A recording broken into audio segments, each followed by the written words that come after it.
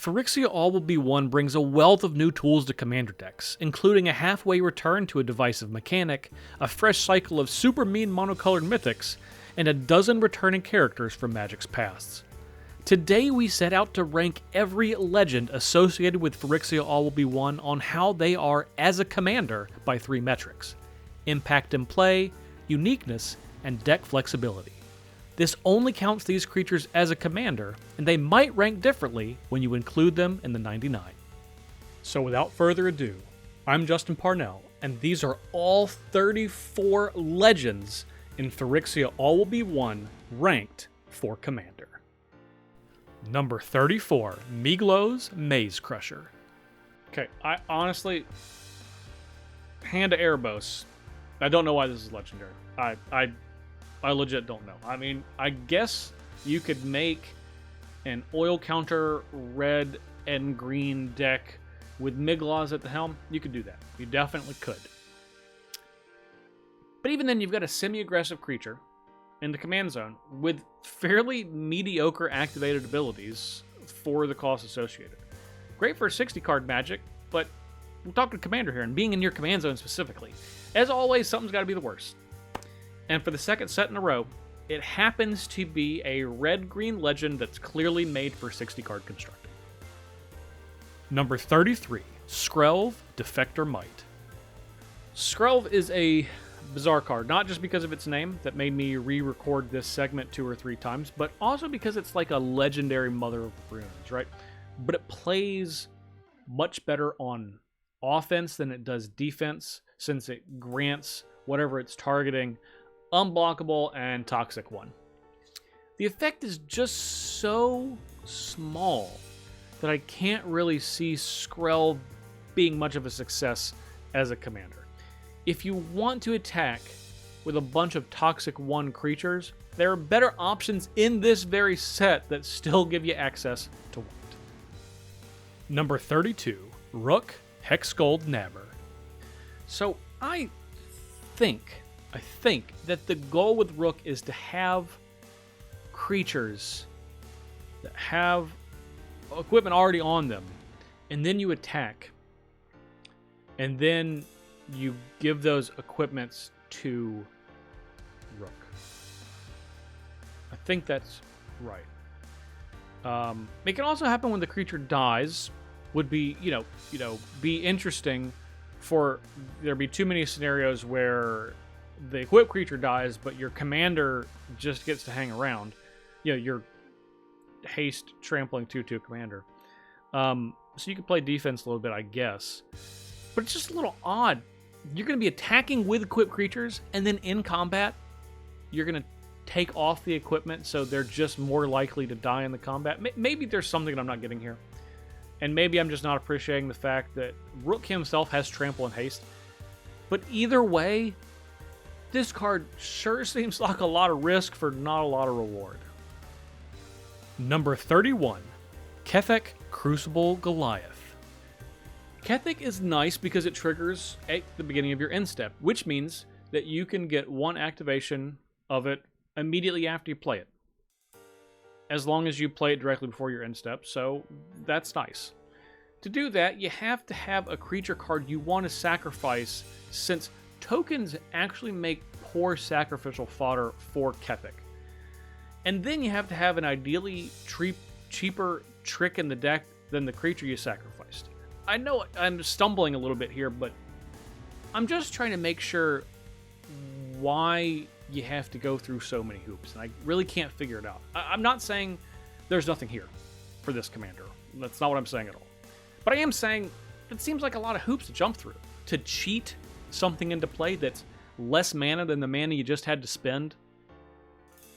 I don't know. It seems like the math doesn't exactly work out, but I do like the spin on the ability, in theory, but Kethek isn't really interesting enough for me to want to try it and find out for myself. Number 30, Thrun Breaker of Silence. Thrun is like, fine. Has great stats, super relevant abilities, and it completely yawn-inducing. Completely yawn-inducing as a commander. I'll just be honest. I'm just never going to be excited by a beefy ability monster like Thrun in green, where it being your commander is just like it being one of the other 30 creatures in your deck that are also huge with a bunch of abilities and fill the same role. Okay? I get it can kill you with commander damage pretty easily, sure. But again, how does that make it different than what you already have? Despite what the artwork shows, he's not breaking any new ground, okay? And also, okay, Thrun's a liar because he told us he was the last troll like 12 years ago, and there have been like 25 trolls since then, and most of them are better than Thrun. Number 29, Unctus Grand Metatech.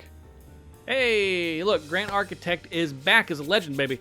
Well, Unctus is not quite as cool as Grand Architect, in my opinion, which turns your blue creatures into soul rings for artifacts, but the cost can now be 2 life instead of just a blue mana, so it also does some looting when it taps, so yeah, a little bit of a trade-off, even though it's kind of in the same camp, I guess. I don't know, I'm a big Grand Architect fan, so be honest, I was a little bit disappointed with this card. Unctus also grants your artifact creatures +1/+1, which is not irrelevant and likely is the most frequently used portion of this card. Overall, honestly, each of those effects is like a little weak and doesn't quite make a big enough of an impact on the board for me to want to even use this in the command zone. Number 28, Venser Corpse Puppet. So, Venser cares about proliferating, but doesn't give you the ability to do it in isolation, instead needing help from another card to reach its full potential. And it's needed, because I really don't know what's going on with this card. It has Toxic on its own, but the creature token you make doesn't have it.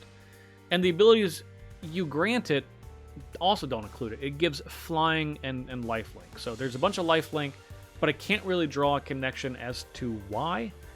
I think as a commander, Venser just doesn't cut it, which hurts my heart because I've loved every Venser card up until this one. And unfortunately, it just has too much of a small impact for the board to really make it in the command zone. Number 27, Zopandrel Hunger Dominus. For the first time in what feels like a decade, green finally has the worst member of a huge mythic rare creature cycle. Hats off to the other colors for coming in ahead. Don't get me wrong, an unnatural growth in your command zone is solid, but green has so many of these type of effects this isn't really breaking much new ground. And secondly, and maybe most importantly, sacrificing 2 creatures is kind of the opposite of what you want to be doing. All the other Domini, I don't know, use resources that the card is literally going to renew on their own, okay? But for whatever reason, the green one breaks the cycle.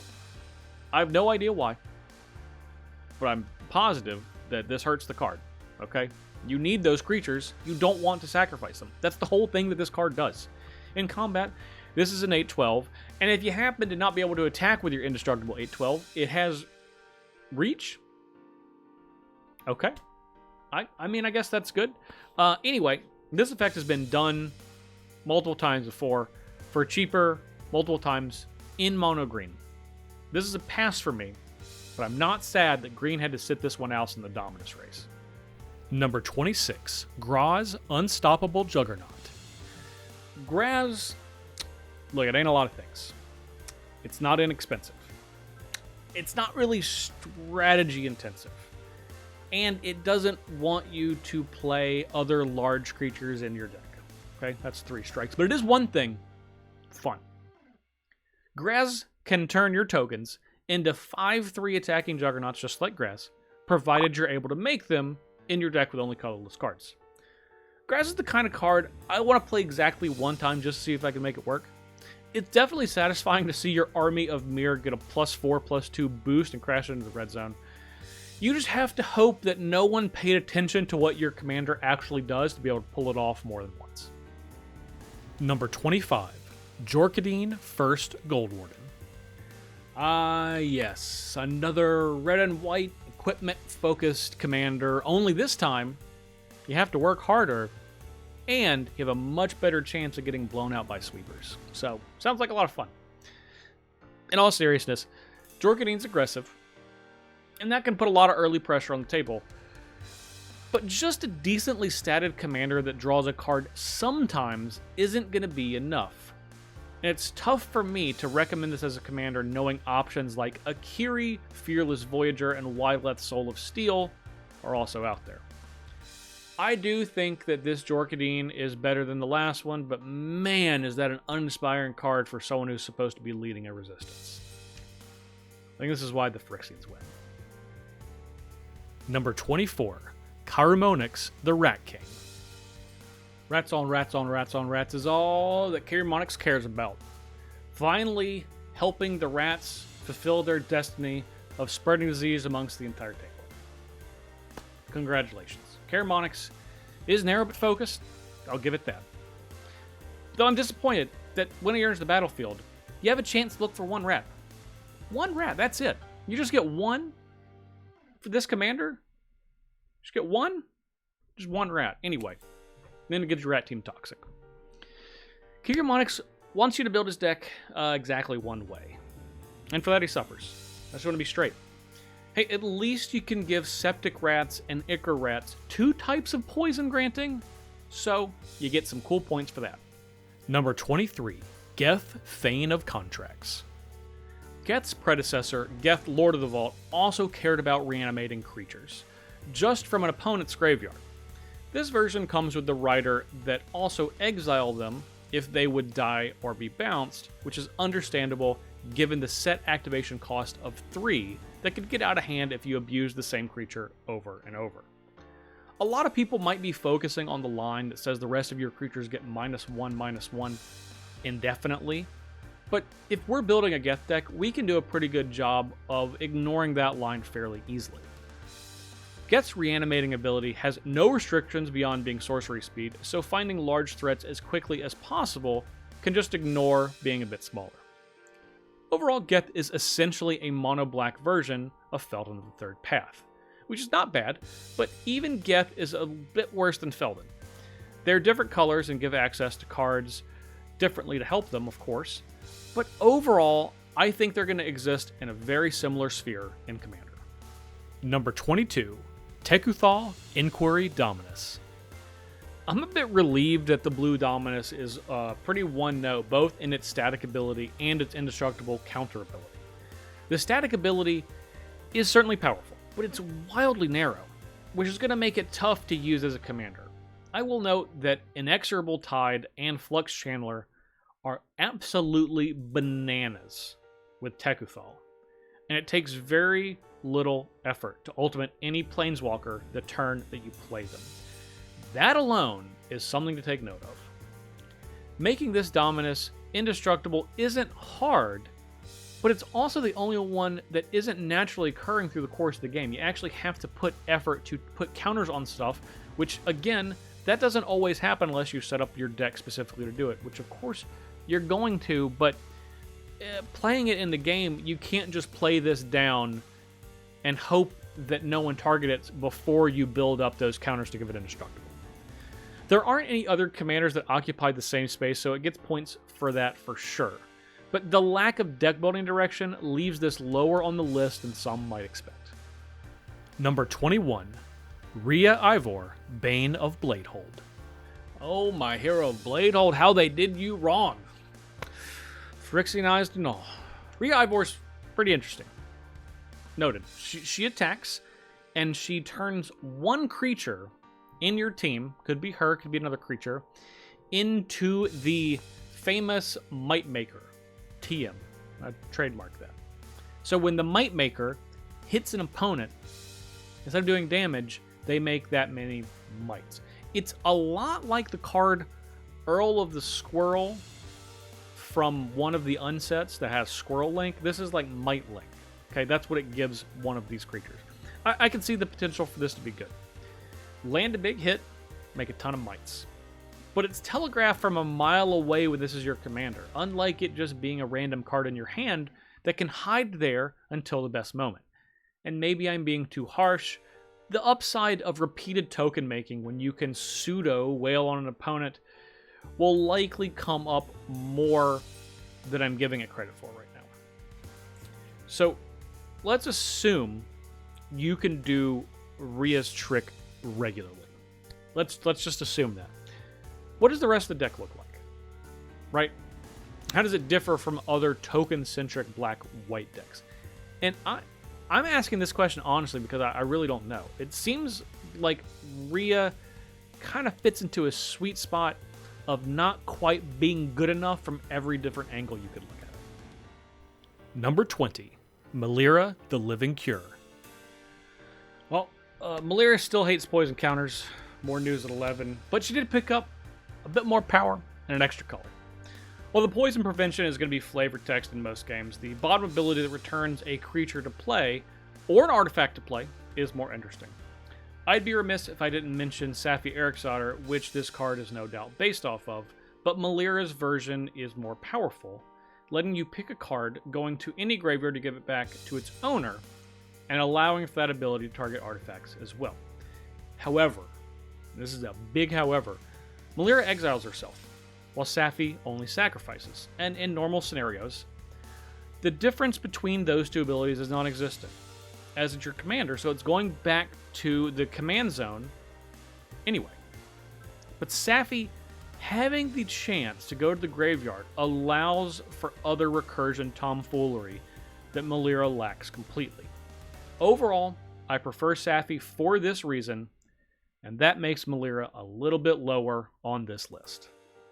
Number 19, Glissa Sunslayer. I absolutely love Glissa's design. It's a callback to the previous Glissa, Glissa the Traitor, which was a decent-sized body that had 2 combat-oriented keywords stapled on in the form of Death Touch and Lifelink.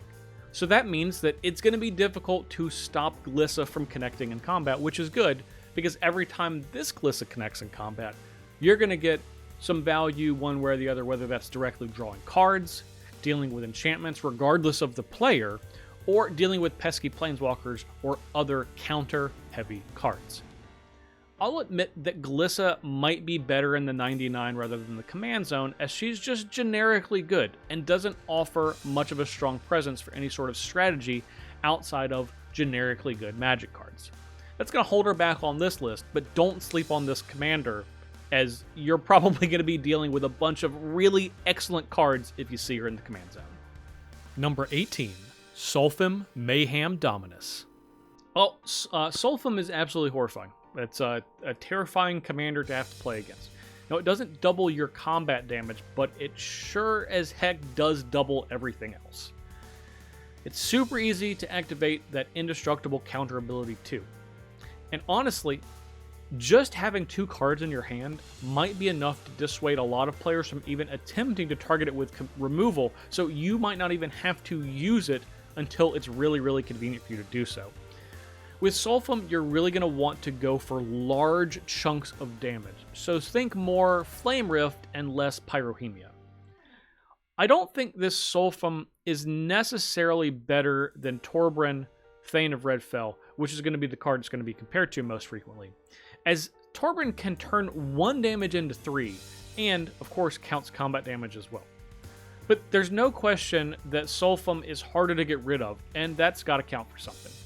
Having a similar commander out there that could be better does lower the temperature of this Dominus just a bit.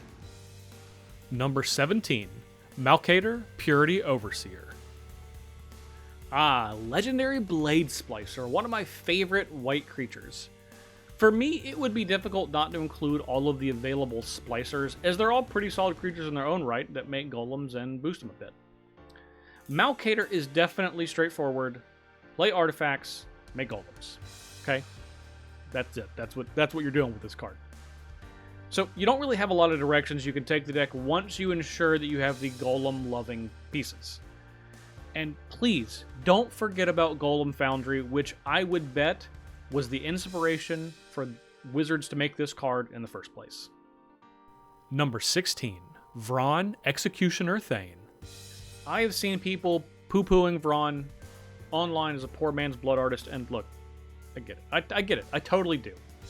It's got a couple of huge things against it. One, you only can sacrifice your creatures. It doesn't count anyone else's creatures, so your creatures have to die for it to trigger. And 2, and this is the big one, It only triggers one time a turn.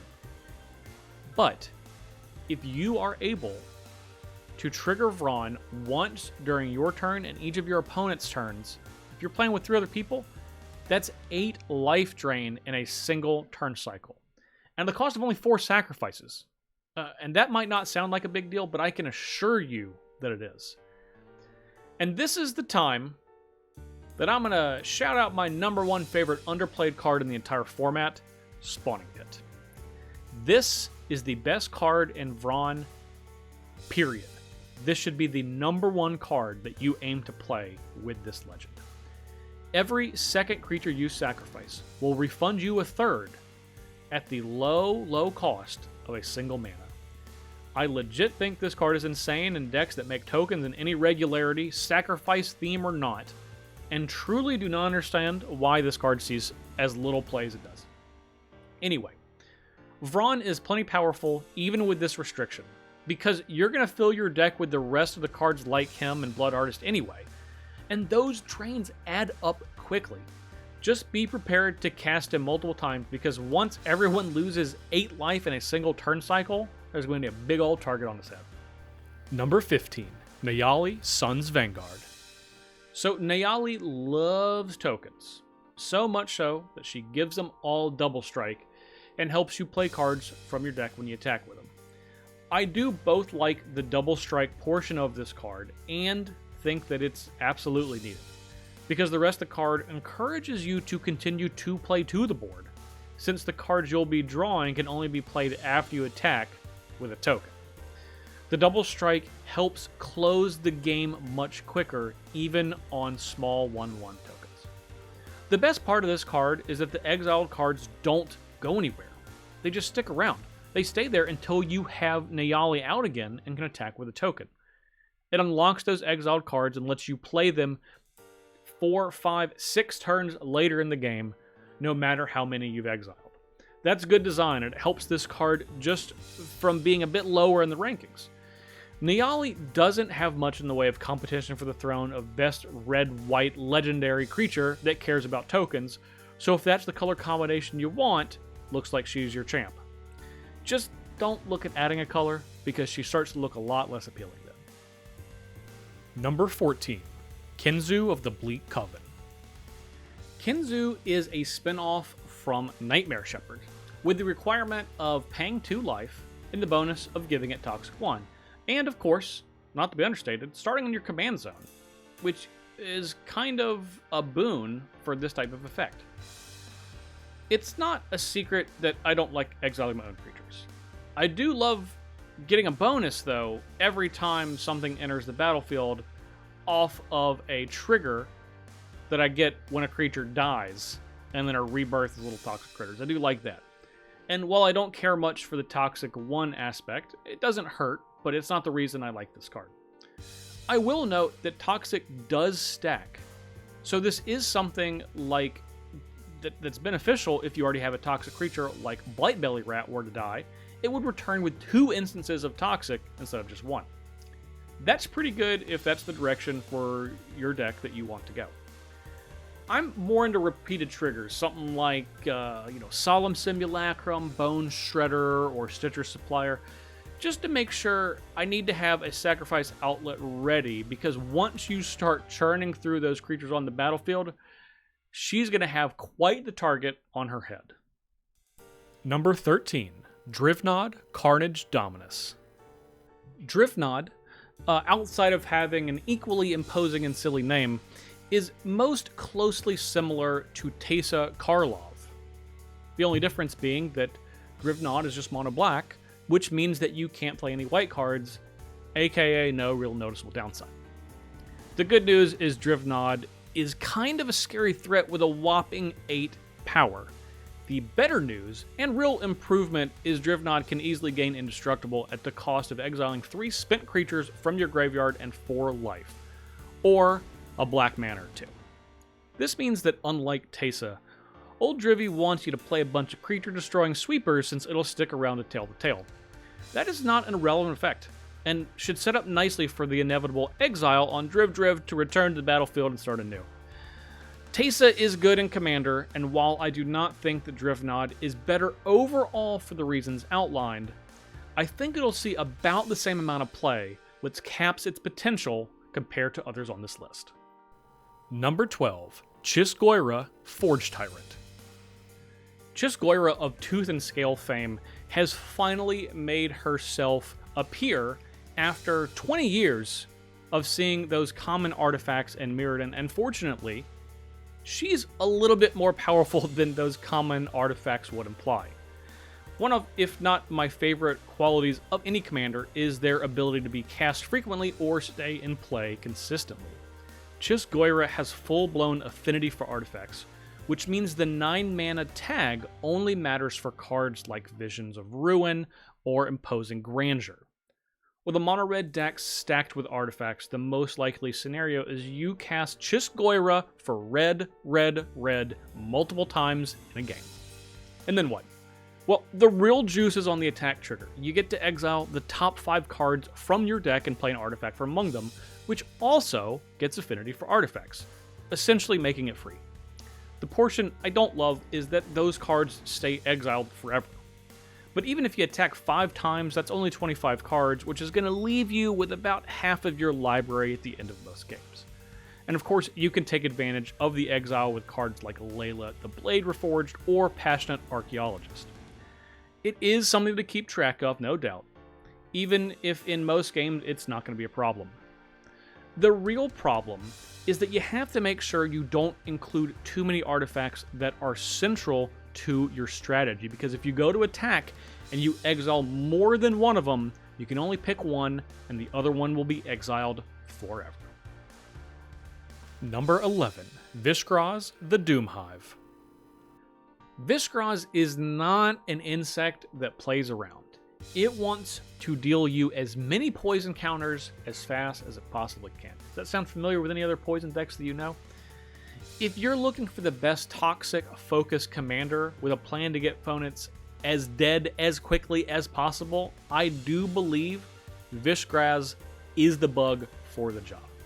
It brings along 3, count them, 3, that is a ton, 3 bites with Toxic 1. Meaning you get 4 toxic bodies on a single card. This huge enter the battlefield effect is absolutely worth some blinking cards like Ephemerate and Friends, because making a small poison army repeatedly is a very, very real way to win. And the closer you get to eliminating a player, the bigger Vishgraz gets. It may get tougher to block profitably, since it also has Menace. It will only give 1 poison counter from Toxic, but there are some less than scrupulous ways from the last Mirrodin block that can change that. Vishgraz is not something I'm looking forward to battling myself, personally, okay? But I cannot deny its effectiveness at getting the poison job done. Number 10, Kimba Ka Enduring. Kimba is an interesting and honestly pretty powerful take on an equipment commander in mono white, or just in general. It's both an equipment matters and cats matters commander, but you can more or less choose the depth you want of how many cats are going to go in your deck, including barely at all. As we've seen with cards like Pure Steel Paladin, getting to equip things for free is powerful, especially when the equip costs are expensive. The +1/+1 is just a nice bonus in every sense of the word, but a welcome one to move the power of Kimba up just one more notch. The thing that makes this card stand out, of course, is the ability to make 2/2 cats for 5 mana at any time, which of course are often going to be 3/3 cats with an equipment attached to them. This is what makes Kimba different. As other powerful commanders that equip stuff for free, like Galea, Kindler of Hope, and Halvar, God of Battle, is that Kimba can make cats at instant speed, which also means instant speed equips. Being able to rebuild her own army is more than just good, it's actually pretty great. Kimba might not be able to compete with someone like SRAM Senior Edificer for raw card advantage, but she does do the best job of keeping the board full and serious in a threatening position, which really, that's what you're going to do with all those extra cards in SRAM anyway. Number 9, Slowbad Iron Goblin. I absolutely love this version of Slowbad. Love it.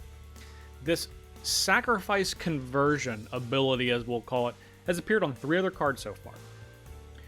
For creatures in the form of Soldevi Adnate and the new Illuminator Xeris, and the card Slowbad was based on, Priest of Yawgmoth from all the way back in Antiquities. And just because we don't see the effect often, doesn't mean that this isn't really, really powerful in Commander. Personally, I think all of those cards are underplayed. And the artifact sacrificers, like Slowbad, are particularly impressive. One of my absolute favorite niche cards in Commander is Spine of Ish-Sah, and Slowbad is a perfect match with it. At a minimum, Slowbad can get a free Vindicate each turn with the Spine. Even outside of Spine, there are plenty of other artifacts with Enter the Battlefield abilities that wouldn't mind being turned back into mana, like Coveted Jewel, Contagion Engine, and something particularly spicy like Prototypes from the Brothers' War, with Skitterbeam Battalion being the best of the bunch.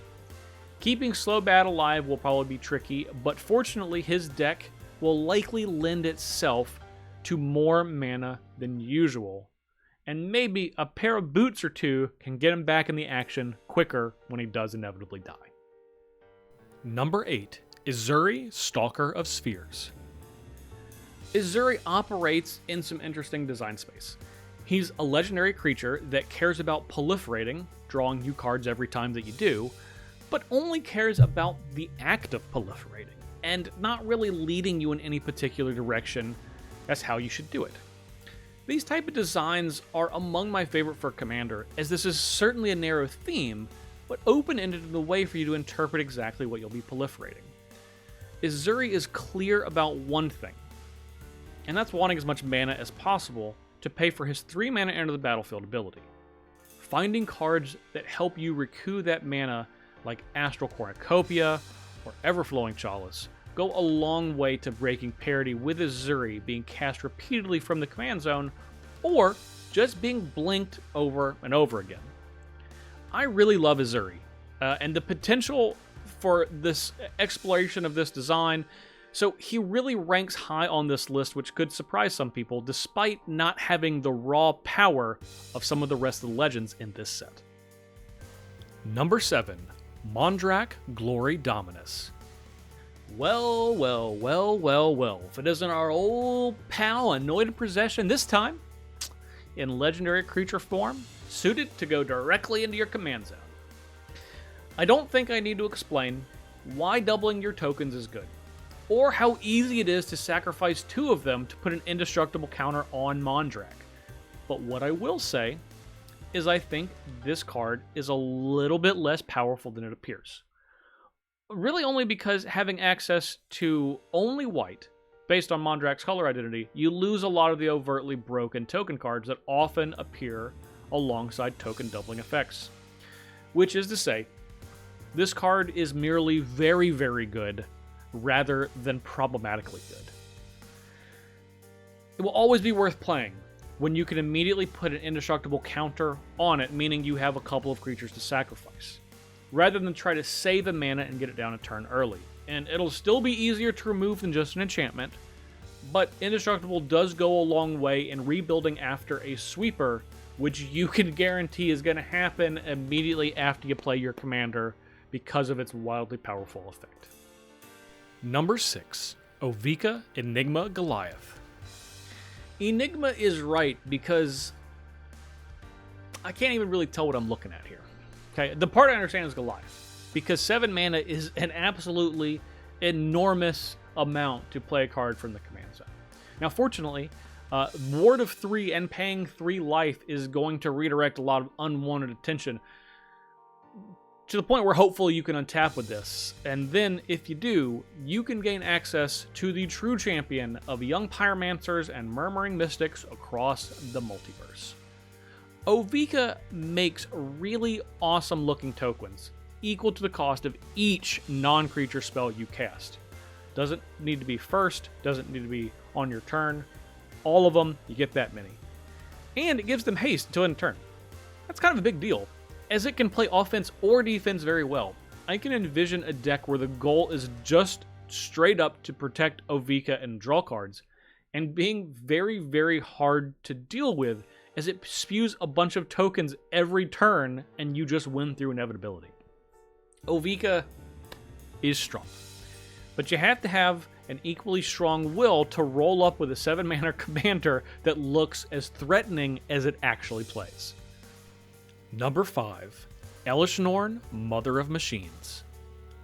The Lady of the Hour is back in a big way and ready to start the value train a-chuggin' and making your opponent significantly more discomfortable along the way.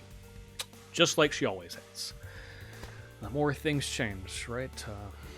Anyway, without getting too much in the weeds of how much or how little fun this card is for the rest of the players once it hits the table, Elishnorn is crazy powerful.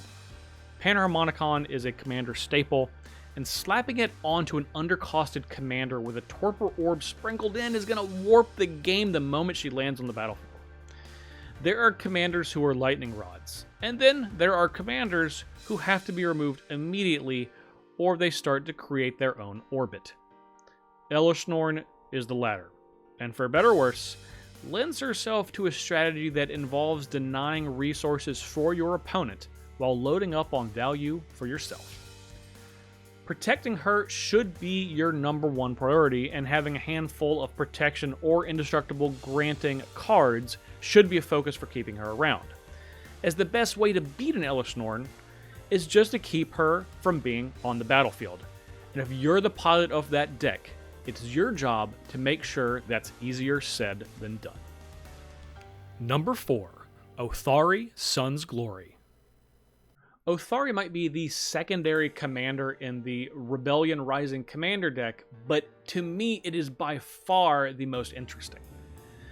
Already on the right track with a juicy keyword combo of flying, lifelink, and haste, Othari gets to interact with experience counters, and I absolutely love that mechanic. When Othari attacks, you make a 2/2 rebel for each experience counter you have tapped and attacking. This is kind of a big deal, to be honest. It doesn't take much to start making a ton of free power on attack, and it stacks through the rest of the game. There are plenty of equipment to make rebels in this very set, not to mention the classic white rebels from Mercadian Mass Block, Time Spiral Block, and elsewhere, a lifetime ago. So the ease of activating Othari's second ability to return from the graveyard is just hilariously easy to do. Seriously, it's 4 mana, 1 untapped rebel, and you can do it during your opponent's end step. Yeah, sign me up. I absolutely love this creature, and the fact that it's still strong where you want to do a rebel theme or not, it can still give you everything you need to function on its own. This is the way that you make an aggressive commander. This is the way, with this Phoenix. So I hope the combination of board filling and recursion isn't forgotten when designing those in the future for Commander. Number 3, Atraxa, Grand Unifier. Much like Atraxa Praetor's voice from Commander 2016, this Atraxa has a very specific theme in its design, and that's that it's going to be absolutely excellent in any deck you put it as the commander of, regardless of the rest of the theme of your deck. And not only that, but this Atraxa also has a point of power and toughness for each mana and her mana value, which means that you're going to be able to take out one opponent with 3 hits, 1, 2, 3, pretty much every time. But that's not the only reason she's high on this list. Everyone knows a commander that provides immediate advantage once they hit the field is a big deal. But Atraxa can draw you up to 9 cards under perfect conditions, or maybe a little soothsaying. We don't even know what a battle is as a card type, but I do know that the best 2 or 3 will make their way into most Atraxa decks. The most terrifying thing for me is Atraxa is immediately gonna become BFFs with Muldrotha the Gravetide, which means an endless carousel of value whether you like it or not. Yes, you can have a theme with Atraxa, and I sincerely hope that those of you that want to have her lead your deck do, because it's going to be really tempting and very easy to create a best-in-slot version of this deck rather than sticking to a theme with Atraxa at the helm. Her ability when cast, presence on the board, and overall versatility make Atraxa one of the very best commanders in this set. Number 2, Urtet, Remnant of Memnarch. No matter where I put Urtet on this list, rest assured, the long-awaited Mirror Lord is going to be one of the absolute most popular commanders in this set, hands down. And that will probably last indefinitely. But I do think this is a great card anyway, so we can all be in agreement. When people want an obscure creature-type commander, they don't want strictly power. They want something that embodies what playing that creature type is. And Urtek ticks all of the boxes. Allows you to play every mirror ever? Check. Lets your mana mirror both make mana and rumble into the red zone? Check.